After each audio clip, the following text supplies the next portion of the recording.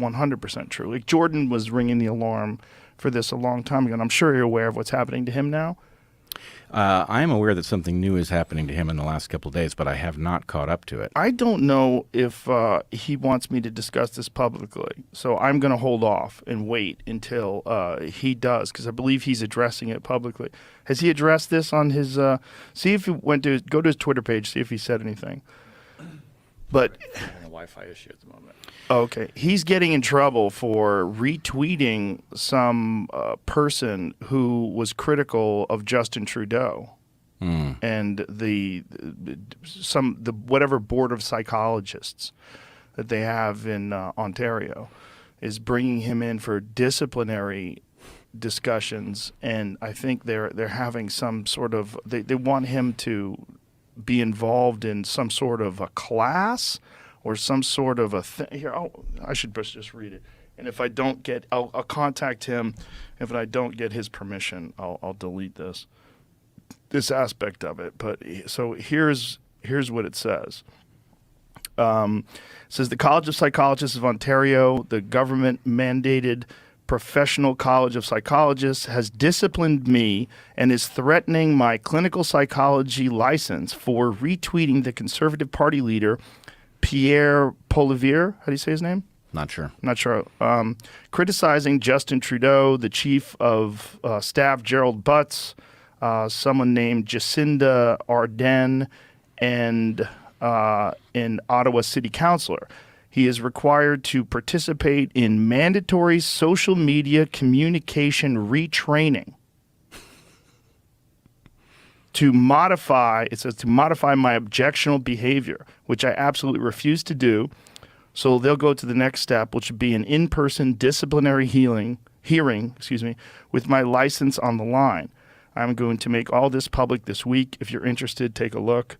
Canada has given over to the commissars, something I thought I'd never see in my lifetime. Happy New Year.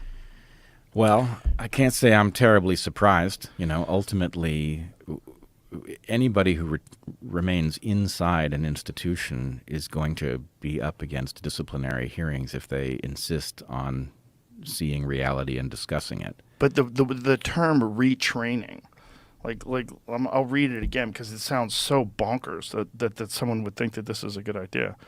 That this term is so crazy that he is going to have to participate in mandatory social media communication retraining.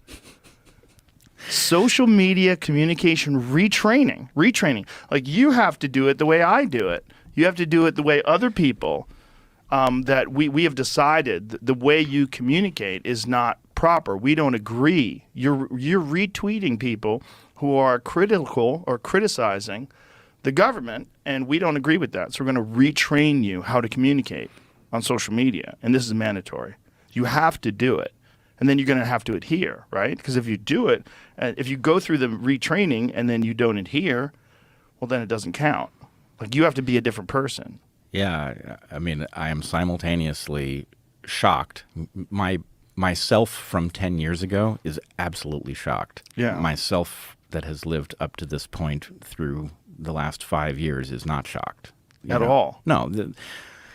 The disciplinary hearings are part of the structure that keeps the last holdouts from doing their thing. And in this case, you and I both know that Jordan is not going to bow to this. There's nothing that they can say that is going to cause him to do that. Well, fortunately, he doesn't have to.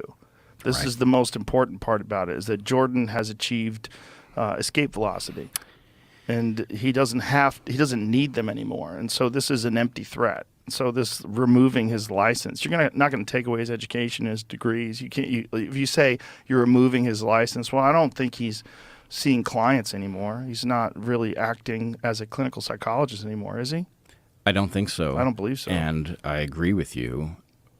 I think what we have to discuss is this. There's a question about where each of us are with respect to what you're calling escape velocity. And yeah. In fact, you and I sitting here is an interesting test case because I've come close to escape velocity, but not quite. Well, you've been hobbled by the demonetization on YouTube for things that are now being printed in the Washington Post, which is wild. because one of the things that you got in trouble for was, how do you say his name? Geert Vanderbosch?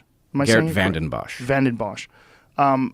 He was talking early on your podcast about how these vaccines are in some way going to aid in variants. Yeah. Right? And he made a video today. Did I send it to you yet, Jamie? I don't think so. I'll send it to you now.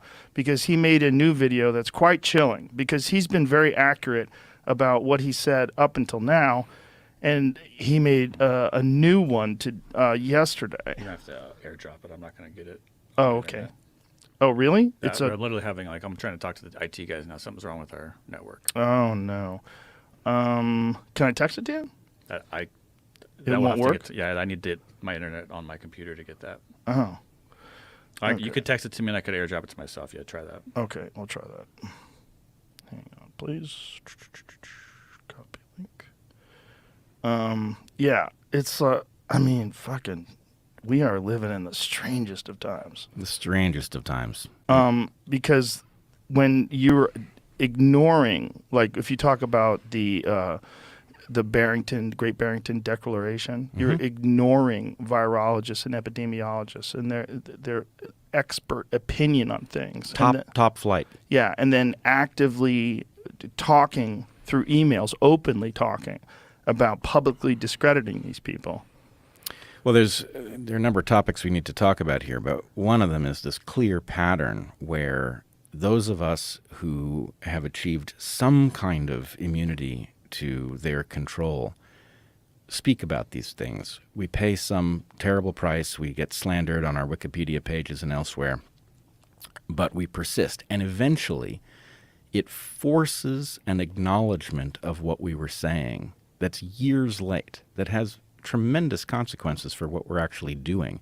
But I'm convinced that what they're up to is they're fixing the historical record, right? When we stand up to their nonsense and we make it clear what's actually taking place, and they are begrudgingly acknowledging this in the end, what it will look like in their own writing of the record, and they will, of course, write the record, is that, government's a bit slow and they were a little late to acknowledge this, but of course that was because they were being very scientifically careful, which is nonsense.